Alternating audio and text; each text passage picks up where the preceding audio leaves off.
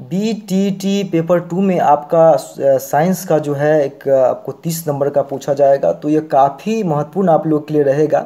तो इस सीरीज में हम अभी पार्ट 1 लाए हैं, ठीक है। उसके बाद हम पार्ट 2 लाएंगे, उसके बाद पार्ट 3 लाएंगे। तो मैं कोशिश इस सीरीज में यही किया हूँ कि जो भी क्वेश्चन है तो उसको मैं सिर्फ आपको ऑप्शनल टिक नहीं मारूँ, प्रत्येक ऑप्शन का मैं जो है उसको डिस्क्राइब करूं, जिससे होगा कि आपका कॉन्सेप्ट क्लियर होगा और भविष्य में आपको उस तरह का फिर क्वेश्चन आता है तो आपको उस कॉन्सेप्ट से आप बना लीजिएगा। तो इसलिए कॉन्सेप्ट सीखिए, ऑप्शन मारना मत सीखिए, याद करना मत सीखिए। आप कॉन्सेप्चुअल अगर आप स्ट्रांग रहेंगे तो आपको दिक्कत नहीं होगा, ठीक है। तो मैं इस सेशन को अब स्टार्ट कर रहा हूँ, तो आप लोग का कॉपरेशन चाहिए, कि कॉपरेशन यही चाहिए कि पूरी तरह से सेशन को अच्छा से देखिए और उसके बाद उसको आप एक बार देखिएगा तो निश्चित है कि आपको पूरा याद हो जाएगा। मैं इस कॉन्सेप्ट इतनी अच्छी तरह से आपको तोड़ तोड़ कर बताऊंगा कि आपको पूरा याद हो जाएगा, ठीक है। तो अभी स्टार्ट कर रहे हैं। क्वेश्चन नंबर 1 है कि निम्नलिखित में से कौन सी राशि सदिश नहीं है, ठीक है। तो निम्नलिखित में से कौन सी राशि सदिश नहीं है, तो पहले समझ ही लीजिए कि बहुत लोगों को पता होगा सदिश राशि क्या होता है, अदिश राशि क्या होता है।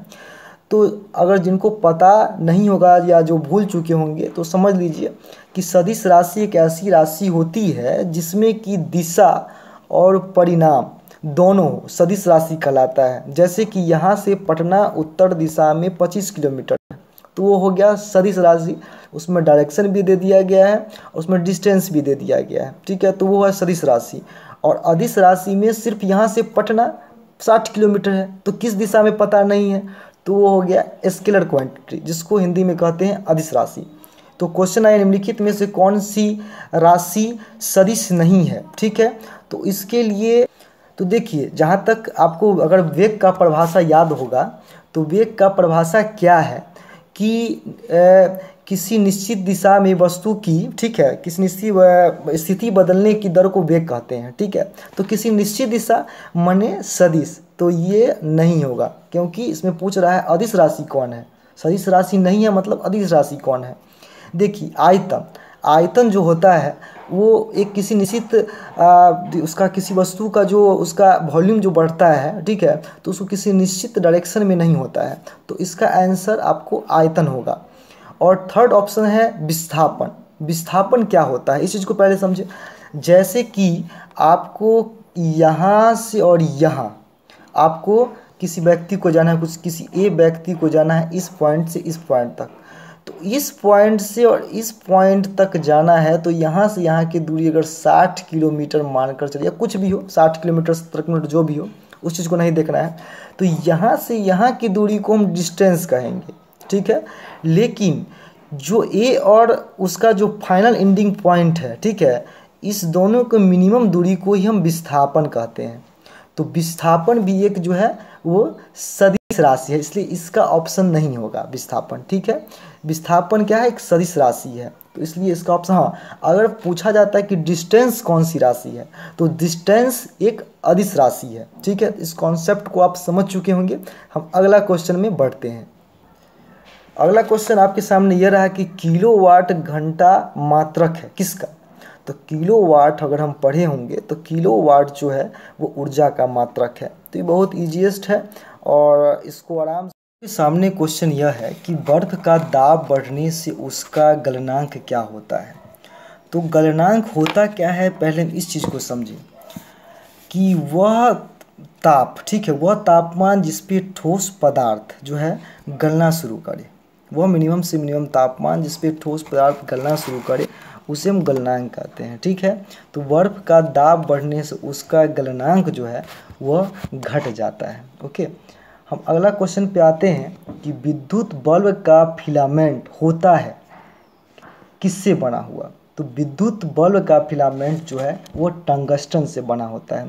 टंगस्टन से क्यों बना होता है, क्योंकि टंगस्टन का रेजिस्टेंस पावर बहुत ज़्यादा होता है। जब उससे हम इलेक्ट्रिसिटी होके उससे गुजारते हैं तो उसमें बहुत देर तक इलेक्ट्रिसिटी रजिस्ट करता है, ठीक है। तो रेजिस्टेंस पावर ज़्यादा होने के कारण मतलब कि बहुत ज़्यादा तापमान पे वो नहीं गलता है, तो इस कारण से टंगस्टन का हम यूज करते हैं। हम हीटर में नाइक्रोम का तार का यूज करते हैं, बल्ब में टंगस्टन का यूज करते हैं। अगला क्वेश्चन है शरीर की सबसे बड़ी ग्रंथि कौन होती है? तो यहाँ पे आपको ऑप्शन है लार ग्रंथि। लार ग्रंथि भी ग्रंथि है, थायराइड भी ग्रंथि है, लेकिन आपका लीवर सबसे बिगेस्ट जो है, सबसे लार्जेस्ट ग्रंथि है, ठीक है, और इसलिए इसका ऑप्शन यकृत होगा। अगला क्वेश्चन है प्राथमिक रंग किसे कहा जाता है? देखिए, प्राथमिक रंग ऐसा रंग है जिससे सब रंग बनता है। तो लाल, नीला और हरा तीनों रंग जो है वो एक प्राथमिक रंग है। आप पढ़े होंगे बचपन में कि लाल फूल पे हरा प्रकाश डालने से फूल का कलर काला हो जाता है। या आप देखते होइएगा, अगर गौर किए होइएगा, किसी प्रिंटर कोई भी प्रिंटर जो है लिक्विड प्रिंटर, उसमें 3 तरह का कार्टेज में कलर रहता है, लाल, नीला और हरा, ठीक है। तो उसी तीनों कलर से हम जो कलर हमको निकालना होता है वहाँ प्रिंट बटन देते हैं और वो कलर निकल के आ जाता है। तो ये 3 कलर जो है प्राथमिक कलर है। अगला क्वेश्चन हम आते हैं कि प्रकाश वर्ष का इकाई क्या है? तो प्रकाश वर्ष जो है वो दूरी का इकाई है, इस चीज़ को आप याद कर लीजिए। अगला क्वेश्चन है एंटीबॉडीज का निर्माण किससे होता है? अब देखिए, एंटीबॉडीज होता क्या है? कोई भी बाहरी बीमारी, ठीक है, हमारा शरीर में जब प्रवेश करता है तो उससे लड़ने के लिए अंदर में बुझिए एक साधारण भाषा में एक सेना तैयार रहता है, तो उसी को कहते हैं एंटीबॉडीज। तो उसका निर्माण होता है लिम्फोसाइट से। ओके। अगला क्वेश्चन है कि वास्तविक वस्तु का आभासी प्रतिबिंब बनता है कहाँ पे? तो वास्तविक वस्तु के आपको लगेगा कि समतल दर्पण में भाई कैसे बनता है? जी, आप दर्पण का 6 स्टेप देखिएगा तो उसमें पूरा कंस्ट्रक्शन दिया हुआ क्लास 10 के बुक में, किसका प्रतिबिंब कहाँ रखे वस्तु का। अगर फोकस, दूरी और वक्रता केंद्र के बीच में रखे तो कैसा प्रतिबिंब बनेगा, अगर वक्रता केंद्र और अनंत के बीच में रखे तो कैसा प्रतिबिंब बनेगा। तो हर एक जो है उसका स्टेप दिया हुआ है। तो वास्तविक वस्तु का आभासी प्रतिबिंब आप याद रखिए कि उस समतल दर्पण में बनता है। अगला क्वेश्चन है कि विद्युत धारा उत्पन्न करने की युक्ति को क्या कहते हैं? तो मैकेनिकल वे से विद्युत धारा उत्पन्न होती है। हिंदी में, शुद्ध हिंदी में उसको जनित्र कहते हैं। गैल्वेनोमीटर नहीं होगा, एमीटर भी नहीं होगा और मीटर भी नहीं होगा। अगला क्वेश्चन है कौन सा रंग है जिससे खतरे का सिग्नल में उपयोग किया जाता है? ठीक है, तो देखिए, रंग जो आपको है लाल, लाल का तरंग दैर्ध्य सबसे अधिक होता है, इसलिए आप देखते हुइएगा कि मोबाइल टावर पे लाल कलर, कि कोई विमान उससे टकरा ना जाए, या आप रेलवे सिग्नल में लाल का उपयोग, खतरा में हर एक जगह लाल का उपयोग किया जाता है। इसका एक मुख्य कारण यही है। तो लाल का जो है तरंग दैर्ध्य सबसे ज़्यादा होता है, इसलिए खतरे के सिग्नल में उसका उपयोग किया जाता है। अगला क्वेश्चन आपके पास है कि प्रकाश के परावर्तन के नियम के अनुसार। तो प्रकाश का परावर्तन हम इजी से समझें कि मान लीजिए कोई दर्पण है, ठीक है, कोई भी प्रकाश यहाँ आती है, टकराती है और यहाँ जाती है, तो ये कोण बराबर ये कोण होता है, माने incident ray equal to reflecting रे। तो आपतन कोण परावर्तन कोण के बराबर होता है, यही प्रकाश के परावर्तन का नियम है, ठीक है, तो इसलिए इसका ऑप्शन ये होगा। अगला क्वेश्चन आपके सामने ये है कि हेमरेडिज, डेंगू ज्वर किसके द्वारा फैलाया जाता है? तो एडीज इजिप्ट के द्वारा फैलाया जाता है, इसको आप याद कर लीजिए, एडीज इजिप्ट। अगला क्वेश्चन क्या है? सर्वप्रथम कोशिका का पता किसने लगाया था? तो सर्वप्रथम कोशिका का पता लगाए थे रॉबर्ट हुक, एक वैज्ञानिक थे, उन्होंने ये पता लगाया था। और कोशिका होता क्या है कि smallest part of human body is called cell, ठीक है, तो कोशिका सबसे छोटा पार्ट होता है। नेक्स्ट क्वेश्चन में हम आते हैं कि मात्रकों की अंतर्राष्ट्रीय पद्धति कब लागू की गई? मात्रकों की अंतर्राष्ट्रीय पद्धति जो है 1971 में लागू की गई। आपके सामने अगला क्वेश्चन यह है कि इन्फ्लुएंजा रोग होता है क्या? ठीक है, तो इसमें ऑप्शन में है कि इन्फ्लुएंजा रोग विषाणु है, कवक है, शैवाल है, जीवाणु है। तो देखिए, इन्फ्लुएंजा रोग होता क्या है? तो इन्फ्लुएंजा रोग में बुखार के साथ सर्दी और खांसी रहता है, ठीक है, तो उसको हम इन्फ्लुएंजा रोग कहते हैं। तो यह बीमारी जो है एक व्यक्ति से दूसरे व्यक्ति में बढ़ने की प्रवृत्ति होती है। ठीक है, एक हम आम भाषा में आपको समझाए हैं, तो आप समझ गए होंगे इन्फ्लुएंजा होता क्या है। अगला क्वेश्चन है कि बर्फ पर दाब बढ़ने से उसका गलनांक क्या होगा। ठीक है, अब देखिए किलोवाट घंटा मात्रा किसका है, तो ये ऊर्जा का है, ये तो इजीएस्ट है। तो इसमें कुछ डिस्क्रिप्शन देना नहीं है क्योंकि शक्ति का जूल है और ऊर्जा का जो है किलोवाट होता है ऐसा यूनिट, तो ये आपको याद ही होगा। अगर याद नहीं होगा तो उसको एक बार देख लीजिए। अगला क्वेश्चन है कि वास्तविक वस्तु का हमेशा सीधा प्रतिबिंब बनने वाला दर्पण होता है कौन। तो एक बात जान लीजिए कि क्लास 10 में दर्पण का 6 स्टेप दिया हुआ है, दर्पण का और लेंस का। तो इसमें आप देखिएगा कि वास्तविक वस्तु का सीधा प्रतिबिंब जो बनता है वो समतल और उत्तल दर्पण जो है उस दोनों की स्थिति में बनता है। ठीक है, तो उसके बाद हम आपको नेक्स्ट स्लाइड में आते हैं।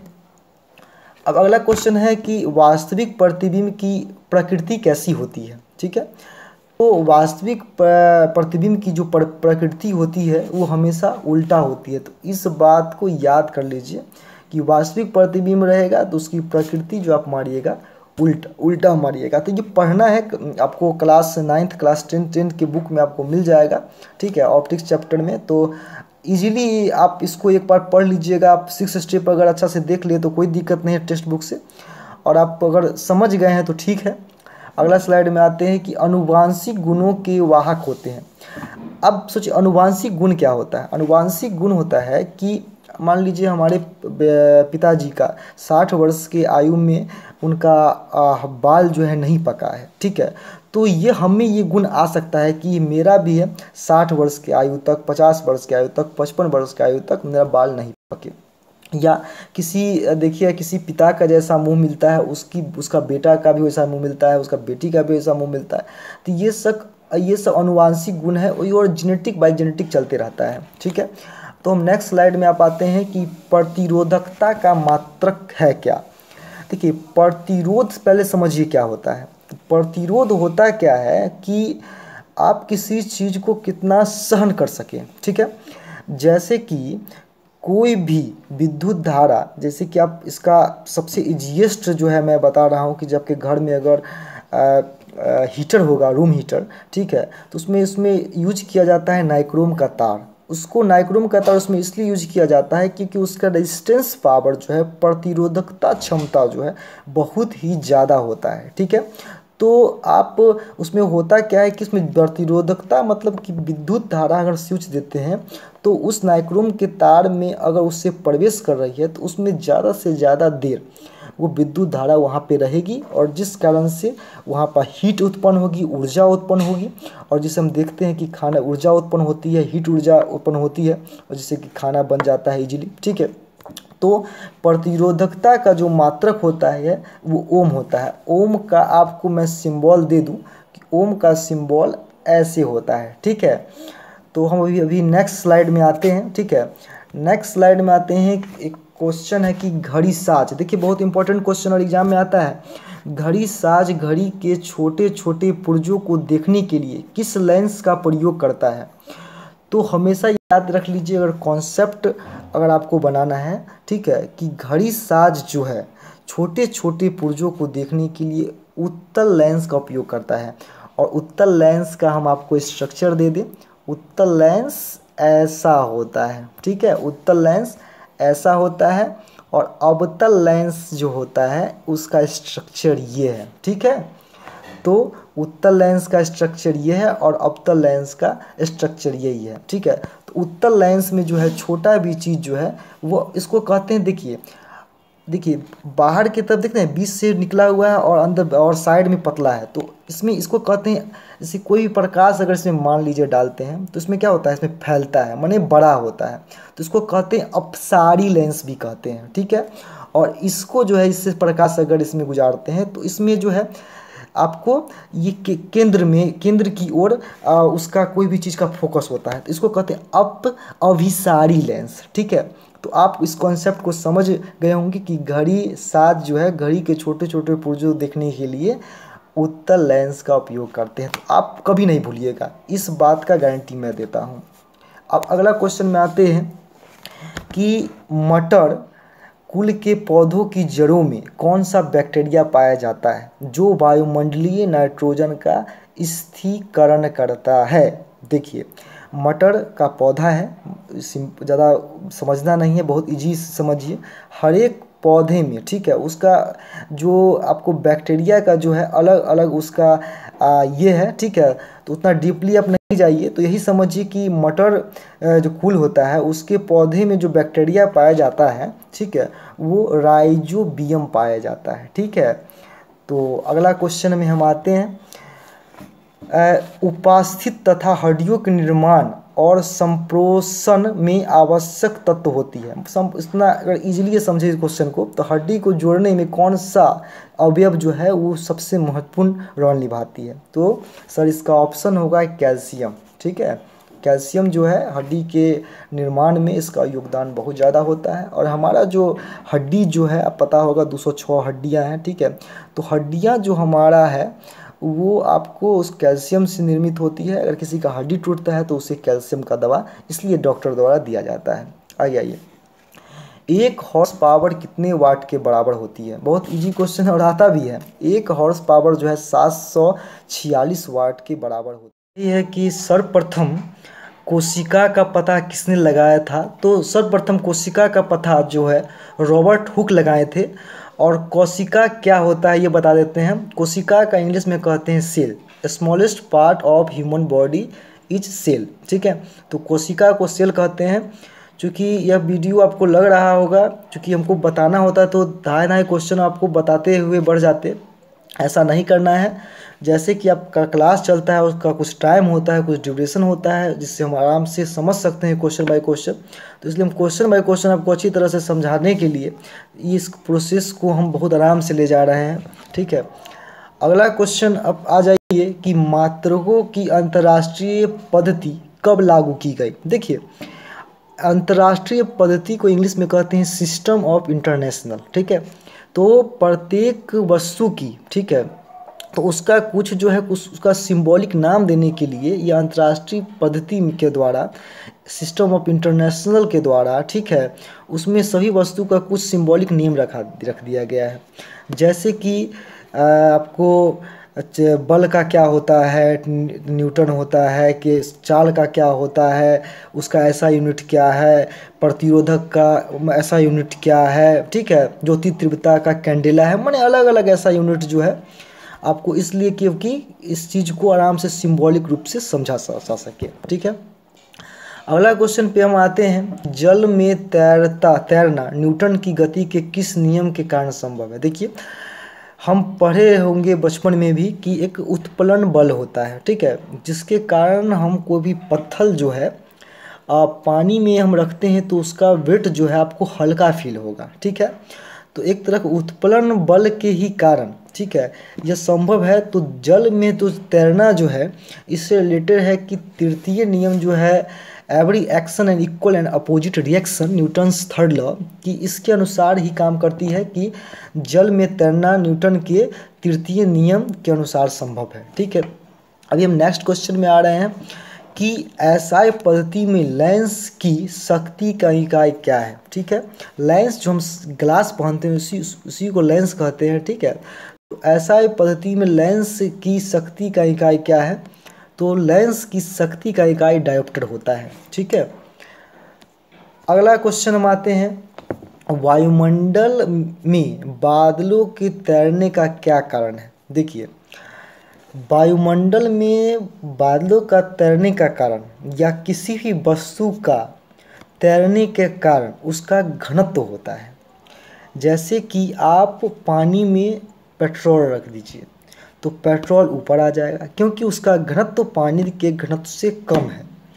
तो वायुमंडल में बादलों का तैरने का कारण यही है कि वायुमंडल में आपको बादलों का घनत्व एटमॉस्फेरिक जो प्रेशर है उससे कम होता है, जिस कारण से बादल जो है आसमान में तैरता है, ठीक है। अगला क्वेश्चन आपके सामने है।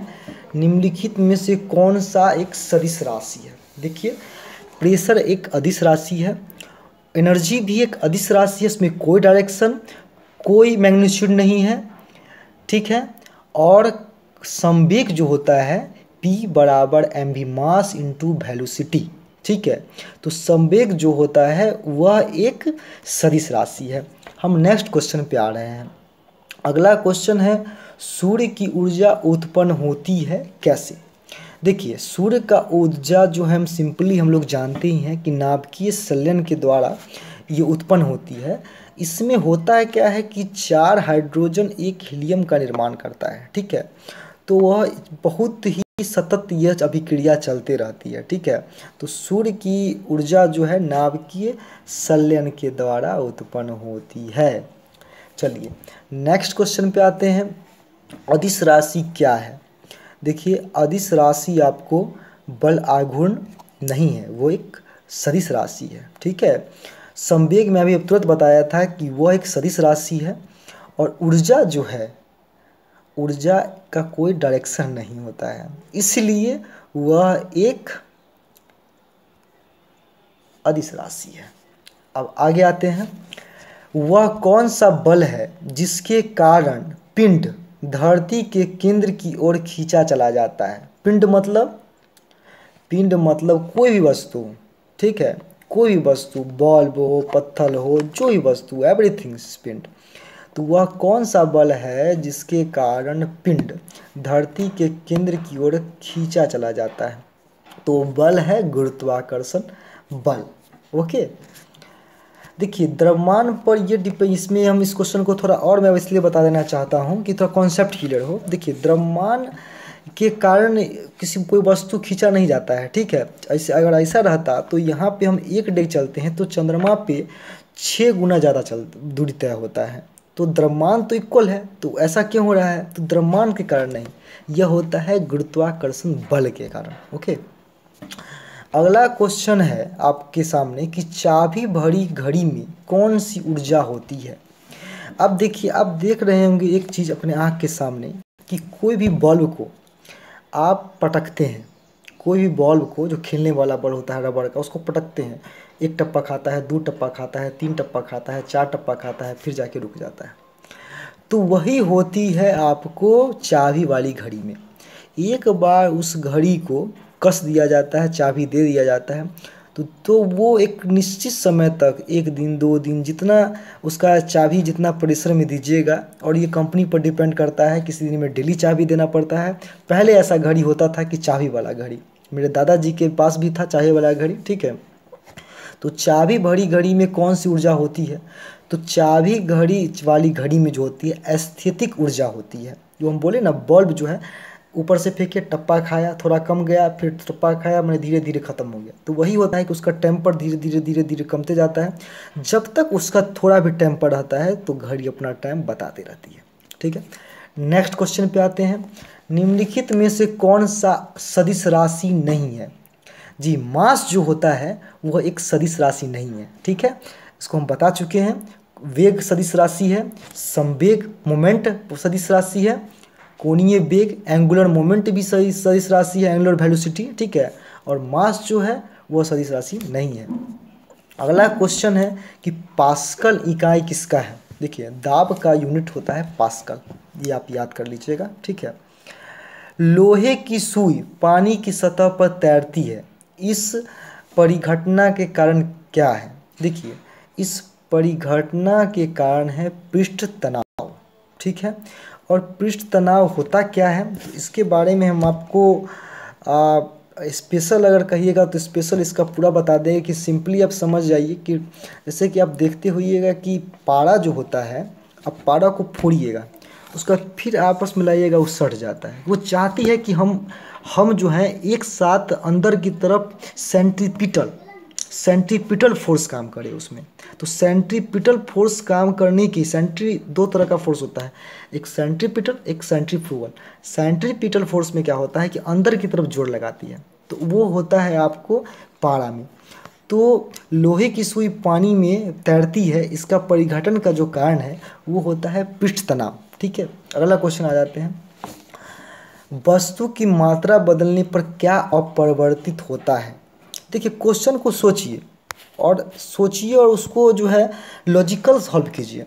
वस्तु की मात्रा बदलने का क्या क्या अपरिवर्तित होता है, ठीक है। तो उसका घनत्व अपरिवर्तित होता है। कैसे घनत्व अपरिवर्तित होता है कि मान लीजिए कि 1 केजी का जो लोहा है उसका वही घनत्व रहेगा। अगर उसको काट कर हम किसी मशीन के द्वारा उसको आधा केजी कर देंगे तो उसका जो प्रति वर्ग मीटर या प्रति सेंटीमीटर जो घनत्व होगा वो कभी नहीं बदलेगा। तो उसका जो है मात्रा बदलने पर उसका आपको घनत्व जो है अपरिवर्तित रहता है। अगला क्वेश्चन में आते हैं, खाद्य ऊर्जा को हम किस इकाई में मापते हैं। देखिए, खाद्य ऊर्जा मतलब जो हम खाना खाते हैं तो हमको कैलोरी में मिलता है, ठीक है। किलो कैलोरी बोलते हैं कि आज हम 5 केला खाएंगे तो हमको 2000 किलो कैलोरी मिलेगा। आज हम अगर हम काजू खाते हैं उसमें 300 किलो कैलोरी मिलता है, दूध पीते हैं तो इतना किलो कैलोरी मिलता है। तो खाद्य ऊर्जा किस इकाई में मापा जाता है, कैलोरी में। अगला क्वेश्चन है, निम्नलिखित में से कौन सबसे अधिक प्रत्यास्थ है। प्रत्यास्थ समझते हैं क्या होता है, इलास्टिसिटी नेचर। इलास्टिसिटी नेचर मतलब होता है कि किसी वस्तु को कितना तान सकते हैं। गीली मिट्टी को तानिएगा, संभव नहीं है। प्लास्टिक को आप तानिएगा, एक हद के बाद आपको प्लास्टिक टूट जाएगा। रबड़ को तानिएगा, उसमें जो है आपको प्रत्यास्था जो होता है, इलास्टिसिटी नेचर होता है लेकिन बहुत ज़्यादा नहीं होता, वो भी टूट जाएगा। लेकिन स्टील को प्लेट को आप बहुत लंबा इसको सीटअप कर सकते हैं, ठीक है। तो उसका जो है स्टील से ही आपको देखते हैं स्प्रिंग जो होता है पेन का, वो स्टील से ही बनता है और आपको बहुत सारा चीज़ स्टील से बनता है। तो उसका जो है प्रत्यास्था जो है बहुत ज़्यादा होता है और सोना का सबसे ज़्यादा होता है, ठीक है। याद कर लीजिएगा, सबसे ज़्यादा अगर आपसे पूछा जाएगा तो आप सोना मारिएगा, ठीक है। इसलिए आपको सोना, इसलिए क्योंकि आप आभूषण जो बनाया जाता है बहुत ही पतला से पतला आभूषण देखते हैं 10 ग्राम में बहुत बड़ा बहुत मोटा एक चैन बन जाता है, तो उसका प्रत्यास्था बहुत ज़्यादा होता है। अगला ये विद्युत मात्रा की इकाई क्या है। विद्युत मात्रा की इकाई बचपन से पढ़ रहे हैं, एम्पियर है। और अगर याद नहीं होगा तो याद कर लीजिएगा, इस विद्युत धारा की इकाई जो है एम्पियर है। अगला क्वेश्चन है, एम्पियर क्या मापने की इकाई है। तो सीधा बात है, विद्युत धारा मतलब करंट। चलिए आइए, रॉकेट किस सिद्धांत पर कार्य करती है। जी, संवेग संरक्षण के सिद्धांत पे रॉकेट कार्य करती है। इसको मेमोराइज कर लीजिए, बहुत अच्छा क्वेश्चन है। अगला क्वेश्चन है, आर्किमिडीज का नियम निम्नलिखित में से किससे संबंधित है। आर्किमिडीज ने ही प्लवन का नियम दिए थे, जो कि किसी भी पत्थर को अगर पानी में रखा जाए तो पत्थर जो है उसका वेट आपको हल्का लगेगा, इसी सिद्धांत के द्वारा है। देखिए, क्वेश्चन वहाँ पर आ रहे हैं, कॉन्सेप्ट यहाँ आ रहा है। इसको मैं बता चुका हूँ। क्यूसेक से अब क्या मापा जाता है, तो क्यूसेक से जल का प्रवाह नापा जाता है। बैरोमीटर से हवा का दाब मापा जाता है। तो अलग अलग थर्मामीटर से हमारा जो बुखार हम लोग को लगता है तो बुखार को टेम्परेचर नापने का काम थर्मामीटर से करते हैं। तो हर एक चीज़ का मीटर है, तो जल का बहाव जो है क्यूसेक से नापा जाता है। ओके, अगला क्वेश्चन है कि पृथ्वी का गुरुत्वाकर्षण का कितना भाग चंद्रमा के गुरुत्वाकर्षण के सबसे नज़दीक है। तो 1/6। अभी हम तुरंत बताए थे कि पृथ्वी पर 1 डेग चलिएगा तो चंद्रमा पे 6 डेग बराबर होगा। तो पृथ्वी का गुरुत्वाकर्षण यहाँ से चंद्रमा के गुरुत्वाकर्षण से 6 गुना ज़्यादा है। ओके, और दूसरी भाषा में कहिए कि यहाँ का गुरुत्वाकर्षण से 6 गुना कम पृथ्वी का गुरुत्वाकर्षण, चंद्रमा का गुरुत्वाकर्षण है। ओके, अगला क्वेश्चन है कि दूध में क्रीम निकालने के लिए कौन सा बल लगता है। ठीक है, तो दूध में क्रीम निकालने के लिए हमको लगता है सेंट्रीफ्यूगल। देख रहे हैं बाहर की तरफ, तब ना वहाँ से क्रीम निकलेगा। तो सेंट्रीफ्यूगल भी हम आपको बताए थे। तो दूध में क्रीम निकालने के लिए आपको सेंट्रीफ्यूगल बल लगता है। ठीक है, नेक्स्ट क्वेश्चन पे आते हैं कि गुरुत्वाकर्षण के सार्वभौमिक नियम का प्रतिपादन किसने किया। गुरुत्वाकर्षण के नियम के प्रतिपादन न्यूटन साहब ने किए थे, ये याद ही होगा आप लोगों को। अगला क्वेश्चन है, ये एंगस्ट्रम क्या मापता है। एंगस्ट्रम तरंग दैर्ध्य मापता है, याद कर लीजिए। ठीक है, अगला क्वेश्चन है, निम्नलिखित में से कौन सा एंजाइम लार में पाया जाता है। जी, लार में जो है टाइलिन पाया जाता है। एंजाइम होता है उसमें, उसका एंजाइम ऐसे चीज़ को कहते हैं कि हमारे शरीर में बहुत तरह का एंजाइम है। ठीक है, तो टाइलिन एंजाइम जो है वो लार में पाया जाता है। अगला क्वेश्चन देखिए, निम्नलिखित में से किस द्रव का घनत्व सबसे कम है। सबसे कम मरकरी का आप डालिएगा पानी में तो डूब जाएगा। ठीक है। स्वच्छ जल को भी डालिएगा, ये कंफ्यूज करने के लिए आपको ऑप्शन में दिया हुआ है। स्वच्छ जल को भी डालिएगा तो ये भी नहीं होगा। नमकीन जल डालिएगा कोई फर्क नहीं पड़ेगा। पेट्रोल का जो घनत्व है सबसे कम है। ओके, अगला क्वेश्चन में आते हैं। रक्त में ग्लूकोज की मात्रा नियंत्रित रहता है। ठीक है, रक्त में ग्लूकोज की मात्रा हमेशा याद कर लीजिएगा। डायबिटिक पेशेंट अगर आपके घर में भी होंगे नहीं भी होंगे, ठीक है, तो डायबिटीज पेशेंट को इंसुलिन का सुई दिया जाता है। ठीक है, तो वो निहित करता है आपको इंसुलिन की मात्रा। ठीक है, तो इसका आंसर सीधे आप मार दीजिए। इंसुलिन के कारण जो है रक्त में ग्लूकोज की मात्रा नियंत्रण करता है। अगला क्वेश्चन में आते हैं। उक्त रक्तचाप हाई ब्लड प्रेशर की अवस्था को क्या कहते हैं? उक्त रक्तचाप को इंग्लिश में ही हाइपरटेंशन कहते हैं। इजी में मारिए और आगे चलिए। हाइपरटेंशन है, हाइपोटेंशन है। ठीक है, बहुत तरह के हाइपरटेंशन का मैं स्पेशल कुछ दिन पहले वीडियो भी दिया था। ठीक है, तो उसमें मैं ज़्यादा मैं बताना नहीं चाहता हूँ, क्योंकि वीडियो को बड़ा करने से कोई फ़ायदा है नहीं। जैव प्रक्रम के अंतर्गत कौन आता है? तो जैव प्रक्रम के अंतर होता है पोषण आता है, उत्सर्जन आता है और श्वसन आता है। ये इसको क्वेश्चन को ज़्यादा सोचना नहीं है, खुद पे लीजिए। तो इसके ऑप्शन है ये सभी। ओके, अगला क्वेश्चन है। वायुमंडल में सामान्यतः CO2 पाया जाता है कितना %? 0.03%। ठीक है, और कार्बन डाइऑक्साइड CO2 को बोलते हैं, जो कि हम सांस जो लेते हैं ऑक्सीजन, छोड़ते हैं कार्बन डाइऑक्साइड। ओके, अगला क्वेश्चन में पढ़ते हैं। एक स्वस्थ मनुष्य के रक्तचाप होता है कितना? VBI है, ये पूछा गया है और सभी क्वेश्चन पूछा गया है, लेकिन ये क्वेश्चन बहुत VBI है कि स्वस्थ मनुष्य के रक्तचाप होता है 120/80। ठीक है, अगला क्वेश्चन है कि मनुष्य के मस्तिष्क के सबसे बाहरी झिल्ली क्या है? मस्तिष्क के सबसे बाहरी झिल्ली है यूरोमीटर। ओके, तो इसे याद कर लीजिएगा। मीटर तो होगा नहीं, इलेक्ट्रिसिटी का होता है ये। तो सिंपली आप बहुत सारे ऑप्शन को इजीली आप काट भी सकते हैं। ड्यूरामीटर इसका ऑप्शन सही है। अगला आते हैं क्वेश्चन में कि जीव विज्ञान का जनक के नाम से जाने जाते हैं। देखिए, जीव विज्ञान के जनक अरस्तु हैं। अरस्तु ही ने कहा था कि मनुष्य एक सामाजिक प्राणी है। और अरस्तु का सबसे प्यारा शिष्य का नाम क्या है पता है? अरस्तु का ही शिष्य थे सिकंदर, आप याद कर लीजिएगा। ठीक है, तो अरस्तु ने ही कहा था मनुष्य एक सामाजिक प्राणी है। तो जीव विज्ञानी का जनक भी अरस्तु थे, बहुत विद्वान आदमी थे। आगे हम आते हैं। ऊर्जा उत्पादन के लिए कोशिका प्रायः किसका उपयोग करती है?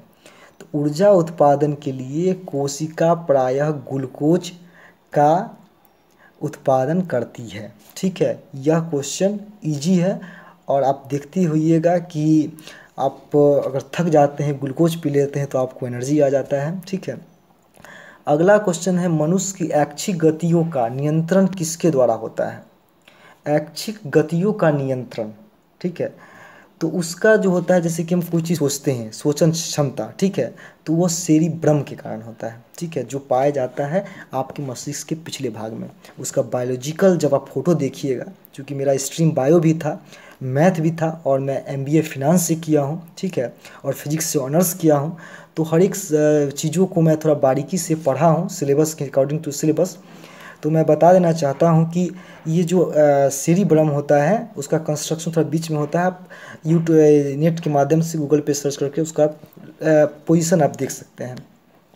अगला क्वेश्चन है। वनस्पति विज्ञान के जनक के नाम से जाने जाते हैं। वनस्पति विज्ञान मतलब पेड़ पौधा का जो अध्ययन करते हैं उससे संबंधित है। तो वनस्पति विज्ञान के जनक है थियोफ्रेट्स। ठीक है, याद कर लीजिएगा, इम्पोर्टेंट है। अगला क्वेश्चन है। खाद्य पदार्थ का पौधों में स्थानांतरण का मुख्य रूप कौन सा है? तो इसका है सुक्रोज। ठीक है, खाद्य पदार्थों का पौधों में स्थानांतरण का मुख्य रूप यही है सुक्रोज। सुक्रोज के कारण ही जो है वो पौधों में, जैसे कि आप जड़ में कोई चीज़ देते हैं तो उसको जो है पत्ती तक, एक एक पत्ती तक पहुंचा देता है। ये डिपेंड्स अपॉन सुक्रोज। ओके, अगला क्वेश्चन है। किस अभिक्रिया द्वारा पौधों में ऑक्सीजन बाहरी वातावरण से कोशिकाओं में पहुंचता है? तो विसरण के द्वारा पहुंचता है। बहुत सारा विसरण है, परासरण है, लेकिन विसरण के द्वारा जो है वो पौधों में ऑक्सीजन बाहरी वातावरण से कोशिका तक पहुंचता है। ठीक है, सभी पौधे हो चाहे आदमी हो, मई टाइप्स ऑफ सेल। ठीक है, तो कोशिका बहुत तरह का होता है। ठीक है, और सबसे स्मॉलेस्ट यूनिट के हमारे शरीर में जो होता है वो कोशिका होता है। ठीक है, अगला क्वेश्चन बढ़ते हैं। बॉटनी शब्द की उत्पत्ति किस भाषा से हुई थी? देखिए, बॉटनी शब्द की उत्पत्ति जो है वो ग्रीक से हुई थी। देखिए, पहले ग्रीक और लैटिन, इंग्लिश के बहुत सारे वर्ड लैटिन से निकली और बॉटनी भाषा शब्द की उत्पत्ति ग्रीक से हुई। ओके, अगला क्वेश्चन है कि मछलियों में उत्सर्जी पदार्थ क्या है? क्या पदार्थ उत्सर्जन करते हैं? तो वो अमोनिया है। अगला क्वेश्चन है मनुष्य के सूंघने की क्षमता को नियंत्रण करता है? क्या सूंघने की क्षमता, कोई चीज़ हम सूंघते हैं और पता कर लेते हैं ये खराब है, ये अच्छा है? तो इसका आंसर है छानेंद्रियां पाली। ठीक है, इसको आप याद कर लीजिएगा, बहुत ही इंपॉर्टेंट क्वेश्चन है, उसको याद ही कर लीजिएगा। अगला क्वेश्चन है निम्नलिखित में से कौन सी बीमारी श्वसन तंत्र से संबंधित है? देखिए, डायरिया जो है वो श्वसन तंत्र से संबंधित नहीं है, वो पेट से संबंधित है। टीबी रेस्पिरेटरी सिस्टम में आता है, इसलिए श्वसन तंत्र से संबंधित है। और निमोनिया भी जो है वो आपको फेफड़े में, निमोनिया में सूजन हो जाता है तो उसी को निमोनिया कहते हैं। जो और अब टीबी कहते हैं, फेफड़े का में संक्रमण हो जाता है, उसको टीबी कहते हैं। तो इसका ऑप्शन बी और सी होगा। तो उम्मीद करते हैं कि आपको हमारा ये सेशन आपको अच्छा लगा होगा और इसी तरह से हम और सेशन आपको देंगे। और आपका सबसे बड़ा हम योगदान यह चाहिए कि इस वीडियो को आप बहुत अच्छे से देख के और देखने के बाद आप दूसरे को भी फॉरवर्ड करें, जिससे कि अगला आदमी को भी बेनिफिट इससे मिले। और उसके बाद इस चैनल को आप सब्सक्राइब कर लीजिएगा, जिससे आपको होगा कि जो भी मैं वीडियो दूंगा वो आपको डायरेक्ट मिल जाएगा। तो आप इस चैनल को सब्सक्राइब कीजिए, सब्सक्राइब होगा वहाँ पे क्लिक कीजिए और उसके बाद हमारा वीडियो को लुत्फ़ उठाइए। हम फिर अगला सेशन आपको साइंस का लाएंगे, हिंदी का लाएंगे, मैथिली का लाएंगे। और किसी तरह से कोई भी दिक्कत हो तो हमारे कमेंट बॉक्स में आप कमेंट कीजिए। कोई भी वीडियो आपको चाहिए कि इस पर हमें विशेष अपना डिस्क्रिप्शन दूं, तो उसके लिए भी आप हमसे निवेदन कीजिए, मैं उसका पूरा वीडियो का डिटेल दूंगा। तो उम्मीद करते हैं कि आपको वीडियो अच्छा लगा होगा। धन्यवाद, जय हिंद।